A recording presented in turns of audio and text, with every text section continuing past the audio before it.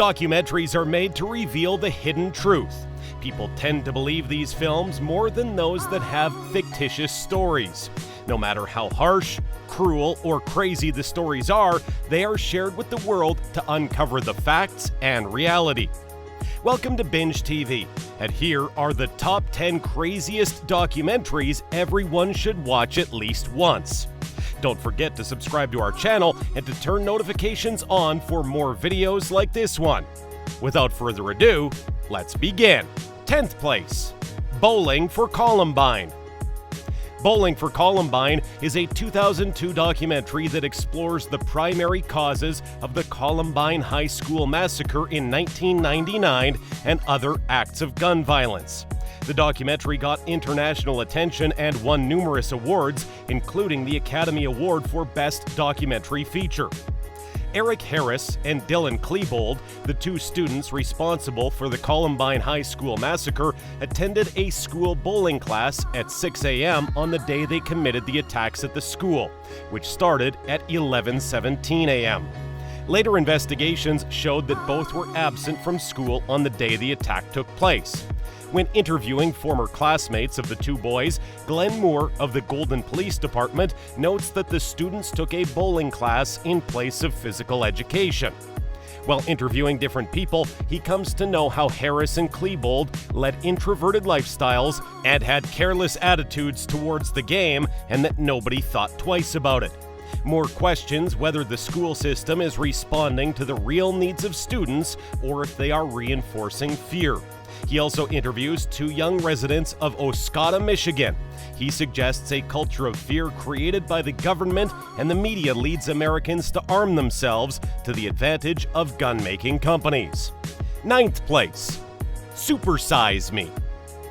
Super Size Me is a 2004 documentary directed by and starring Morgan Spurlock, an American independent filmmaker.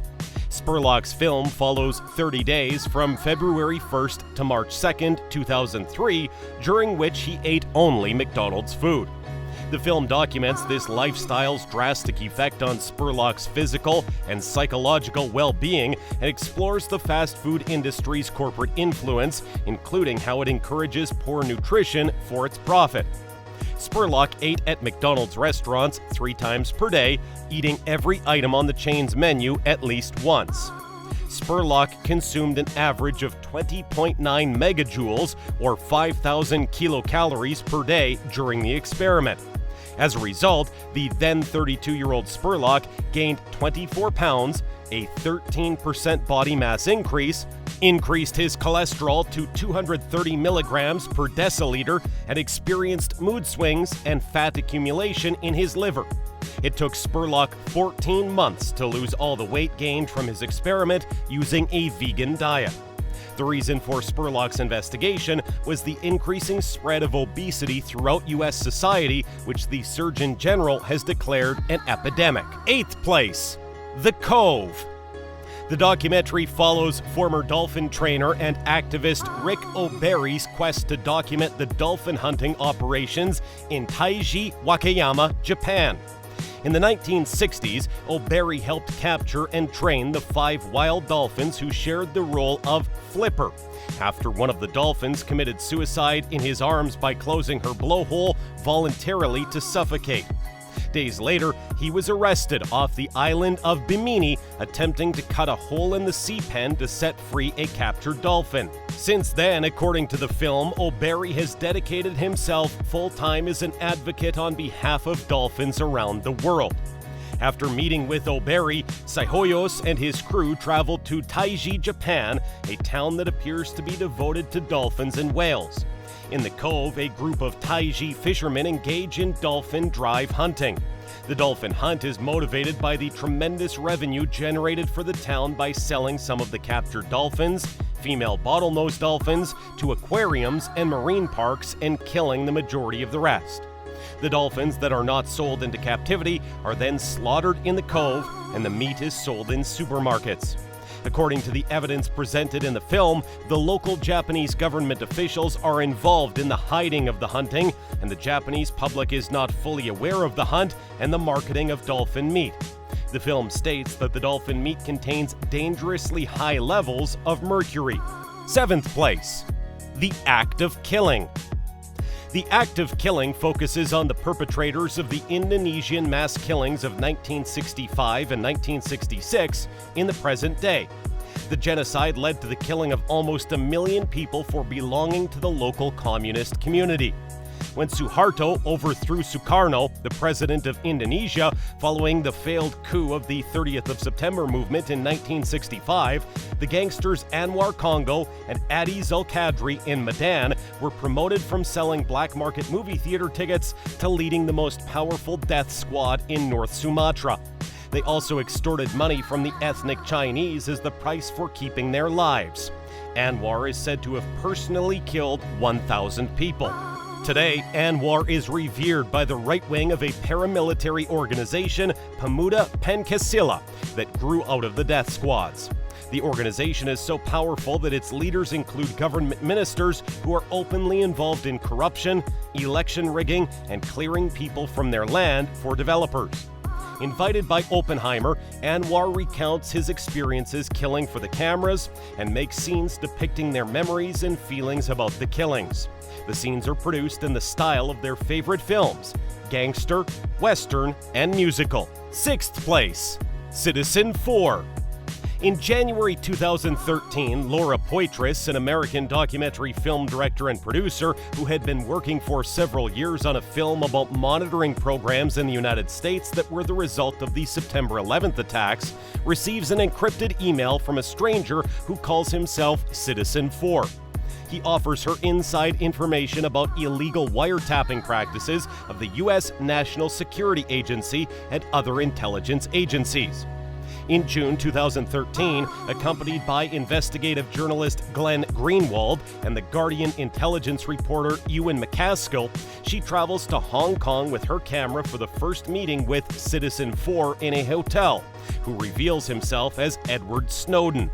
Scenes of their meeting take place in Snowden's hotel room, where he maintains his privacy. After 4 days of interviews, on June 9th, Snowden's identity is made public at his request.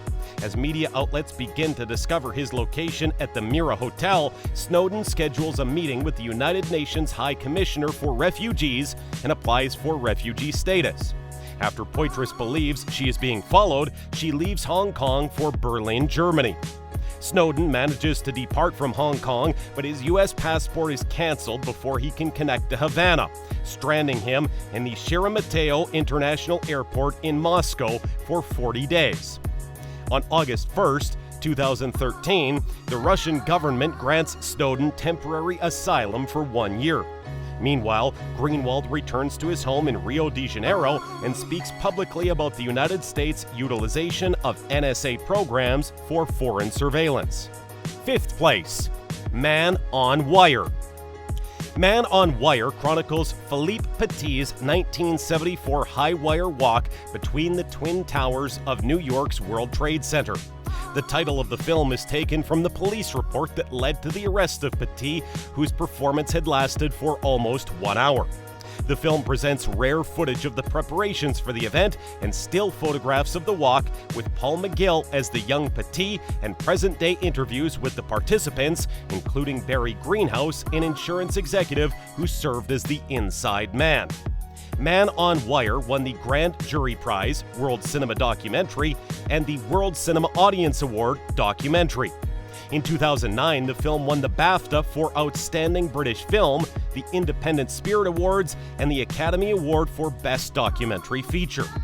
The film's producer, Simon Chin, first encountered Philippe Petit in April 2005 on BBC Radio 4's Desert Island Discs, after which he decided to try to acquire the film rights to his book, To Reach the Clouds.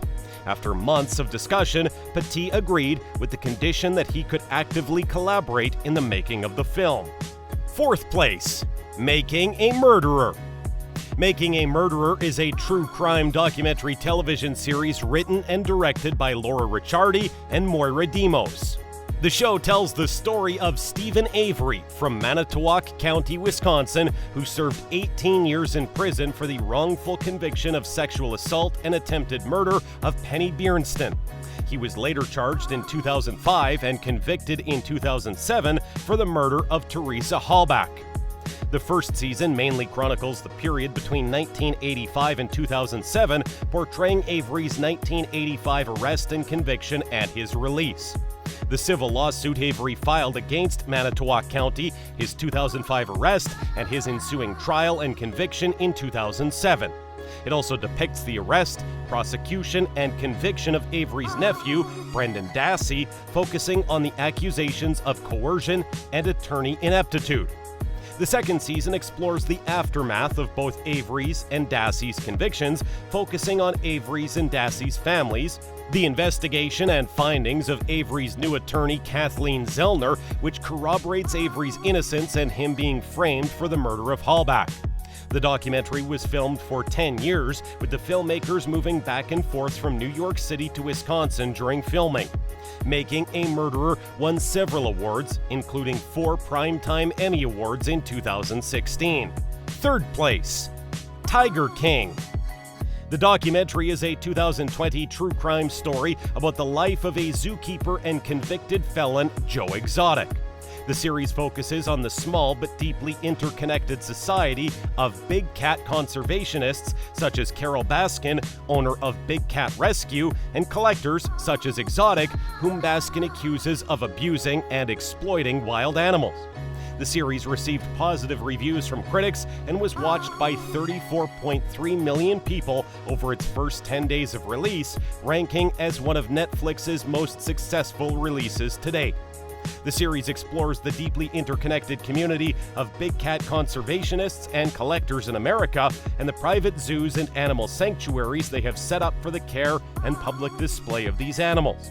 The series' primary subject is Tiger King Joe Exotic, the eccentric owner of the GW Zoo in Wynwood, Oklahoma, and follows his bitter, years-long feud with Carol Baskin, CEO of Big Cat Rescue in Tampa, Florida. The series later records the events leading up to Exotic's conviction under federal murder-for-hire statutes when it comes to light that he paid a hitman to murder Baskin. His convictions also included violations of the Lacey Act and Endangered Species Act, and resulted in a 22-year federal prison sentence. Second place, Beware the Slender Man. A 2016 American documentary film directed by Irene Taylor Brodsky about the Slender Man stabbing. It premiered at South by Southwest in March 2016 and was broadcast on HBO on January 23, 2017. Beware the Slender Man discusses the incident in which 2 girls attempted to murder one of their friends in an attempt to appease Slender Man, a fictional monster who originated from an internet phenomenon called creepypasta. The documentary was shot over 18 months and contains interviews with the families of the 2 would-be murderers. The film makes use of various YouTube videos to do with Slender Man, in particular footage from Marble Hornets and Tribe 12. It also makes use of footage from the game Slender, The 8 Pages, and Minecraft. First place, The Legend of Cocaine Island. A 2018 documentary film directed and produced by Theo Love. The film is produced under the banner of Side Stilt and is distributed by Netflix. After the economic collapse of 2008, Rodney Hayden, a wealthy contractor, and his family moved to the Florida piney woods to start over again after he lost it all. And there, he heard a story that had been going around the town for more than a decade. A local eccentric named Julian used to live in Puerto Rico, and one day he found a bag floating up near the beach. That bag had over 30 kilos of cocaine in it. Julian tried to hide it, but he ended up burying it. He goes looking for cocaine in Culebra, an island of Puerto Rico. Some cops offer to help by taking the map and getting the coke in exchange for a quarter. The cops send the man a picture of a hole with a bag in it, implying that cocaine is in the bag. They ask the man to come to a parking lot to give him his cut. At this time, they arrest him for conspiracy. On review aggregator website Rotten Tomatoes, the film holds an approval rating of 78% based on 18 reviews, with an average rating of 5.89 out of 10. Adrian Horton of The Guardian wrote, "For one, hammy, winking reenactments comprise a solid half. if not more, of the film, frequently pushing it toward the realm of dramedy, not always pleasantly. Michael McKinney of Fanbolt wrote, "Director Theo Love treats Rodney with respect and doesn't make him the bad guy." So what are your thoughts on these documentaries? Let us know in the comments below. And while you're at it, make sure to leave us a like, share this video with your friends, and also subscribe to our channel for more videos like this one. We hope you enjoyed it, and we'll see you next time for more.